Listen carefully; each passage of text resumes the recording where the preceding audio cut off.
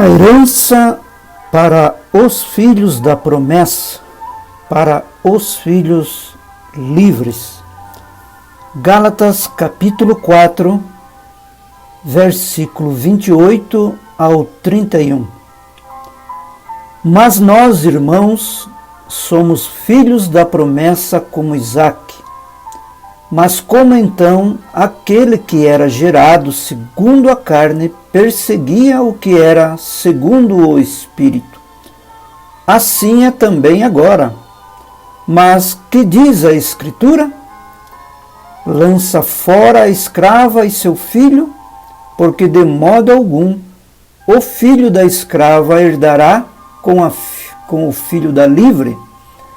De maneira que, irmãos, somos filhos não da escrava, mas da livre. Esta é a escritura do apóstolo Paulo, nos mostrando que sempre é o produto da carne que persegue o gerado pelo Espírito. Um eleito não persegue outro eleito. Um cristão que tem o novo nascimento não persegue ninguém. E ser filho da promessa significa que é um filho livre, um filho que herda. A herança foi prometido para a semente livre, o eleito livre. No livro das eras, na era de Laodiceia, na página 324, o irmão Branham ele diz assim: agora podemos ver por que houve duas vinhas, uma verdadeira e uma falsa.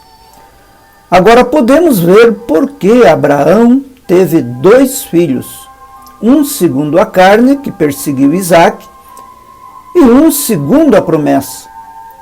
Agora podemos ver como procedentes do mesmo pai saíram dois meninos gêmeos, um conhecendo e amando as coisas de Deus e o outro conhecendo muito da mesma verdade, porém não do mesmo Espírito, e por isso perseguiu o filho que era eleito. Deus não reprovou por reprovar, ele reprovou por causa do eleito. Então vejam que são os reprovados que perseguem e destroem aos eleitos. E os reprovados, eles também são religiosos. Eles têm religião, eles têm líder, eles têm regras, eles têm normas, mas Deus tem filhos de todos os povos, de todas as raças. E Deus trata individualmente com cada um deles, porque como nação é somente com Israel a semente livre. No livro dos selos, o 6º selo,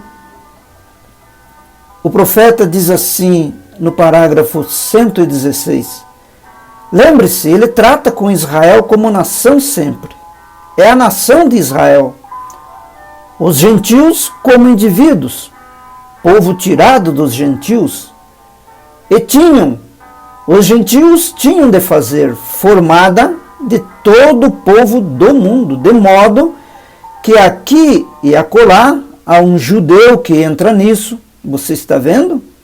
Do mesmo modo que árabes, e um irlandês, e indianos, e quaisquer outros deles. Vocês estão vendo, irmãos? Qualquer outros deles que entrando nesse corpo da noiva das eras em seu devido tempo, eles entrando, eles fazendo parte, como que formando este buquê da noiva.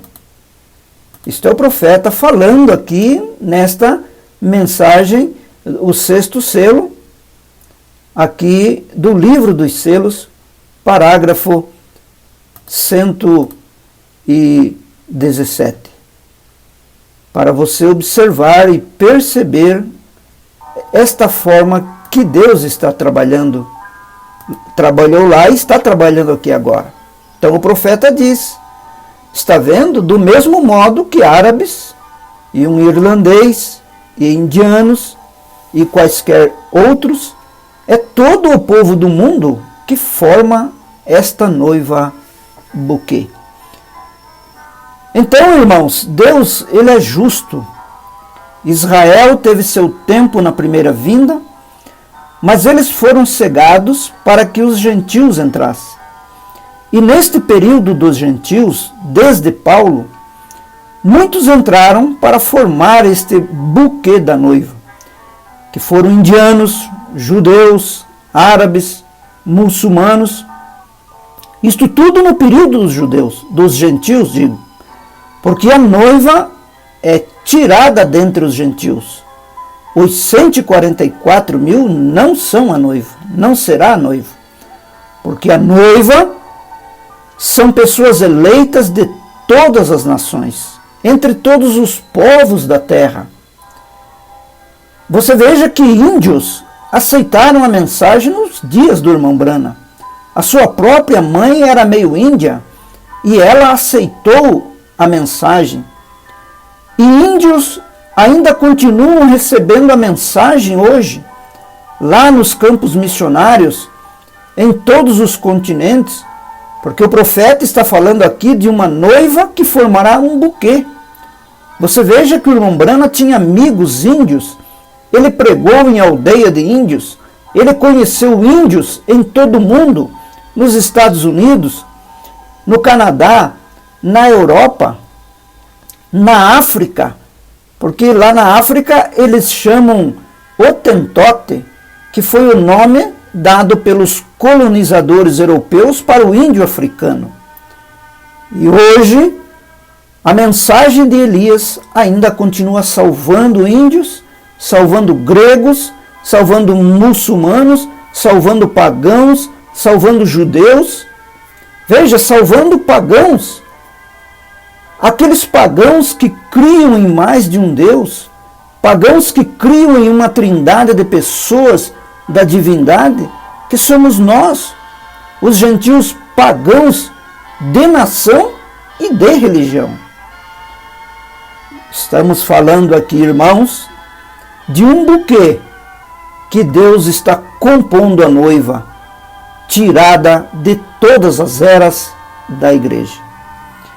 E agora, ao terminar o tempo dos gentios, para abrir a porta para os judeus, será a vez deles, o remanescente de Israel, representado em Benjamim.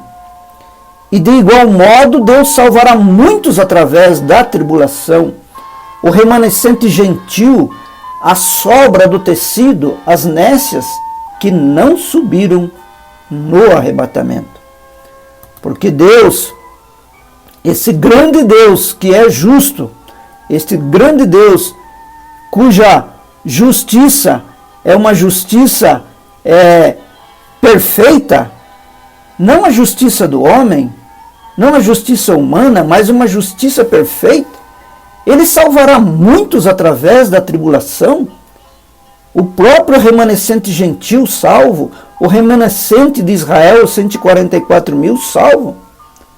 Porque Deus, naquele tempo, da última metade da 70ª semana, aqueles últimos 3 anos e meio, em termos de nação, Deus não terá uma nação em especial para operar, exceto Israel.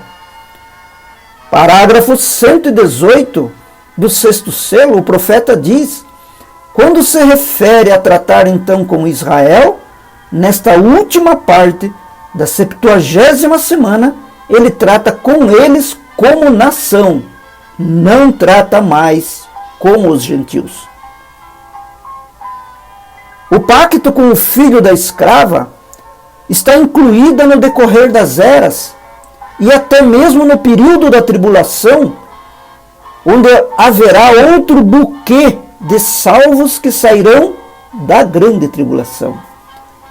Pessoas do mundo inteiro, grande multidão, diz a Bíblia. Depois dos 144 mil assinalados, João viu uma grande multidão, a qual ninguém podia contar, de todas as nações, de tribos e povos e línguas, trajando vestes brancas com palmas em suas mãos. Apocalipse 7:9, aí está um buquê de todas as nações, saindo durante o período da grande tribulação, de várias tribos, de várias nações. Então nós temos um buquê de pessoas na noiva, que será arrebatada, e um buquê de pessoas que serão salvas no período da tribulação. Naquele tempo da tribulação, simultaneamente, para Israel, a nação especial, que será o pequeno Benjamim que Deus quer alcançar no tempo de angústia, para cumprir Daniel 12:1, no tempo em que, desde que houve nação sobre a terra, nunca houvera um tempo de angústia, que é o tempo da tribulação. Então, seguindo aqui no 6º selo, no parágrafo 118, o profeta diz: mas agora, quando se refere a tratar então com Israel nesta última parte da 70ª semana, ele trata com eles como nação, não trata mais com os gentios. A hora virá logo, e pode ser ainda nesta noite, que Deus se volte completamente dos gentios, totalmente. Veja, ele se volta dos gentios totalmente para quem? Para os 144 mil. Ele diz, se volte completamente dos gentios totalmente. Exatamente. Ele disse que sim. Pisarão os muros de Jerusalém até que a dispensação gentia termine, os tempos terminem. Sim, Senhor. E então, quem está sujo, permaneça sujo. Quem é justo, faça justiça. Está vendo? Veja, irmãos, este período da tribulação. Quando Sara percebeu que o filho gerado segundo a carne zombava daquele que foi gerado pela promessa divina, o que ela fez? O que Sara fez? Sara disse para Abraão afastar aquele homem de seu filho. Gênesis 21:9, ela disse, lance-o para fora. A importunação de Ismael sobre Isaque fez isso. Ambos eram do mesmo pai, de mães diferentes, mas eram do mesmo pai. Como muitos de igrejas diferentes, de maternidade diferente, mas ambos falavam de Deus, invocavam a Deus, mas só um foi elegido para herdar. Porque o que veio pela carne, ele tinha ódio. E o ódio não tem origem divina, porque a natureza do Espírito é diferente. Então Deus reprovou, irmãos, a natureza do filho carnal por causa do filho livre, o eleito. Irmãos, Israel é o trigo que herdará. Eles serão juntados pelos dois precursores da vinda de Cristo para eles. O primogênito de Abraão foi pela carne. Adão também criou um filho que não era seu, juntamente com um que era seu. Mas Caim importunava Abel todo o tempo. Mas chegou um dia que Adão lançou Caim fora do companheirismo de Sete, para que Caim tivesse o tipo de vida segundo a sua natureza. Aqui no caso de Abraão, o filho da carne, diz Paulo, não herdaria o que o filho do Espírito iria herdar. Eles ficaram do lado de fora.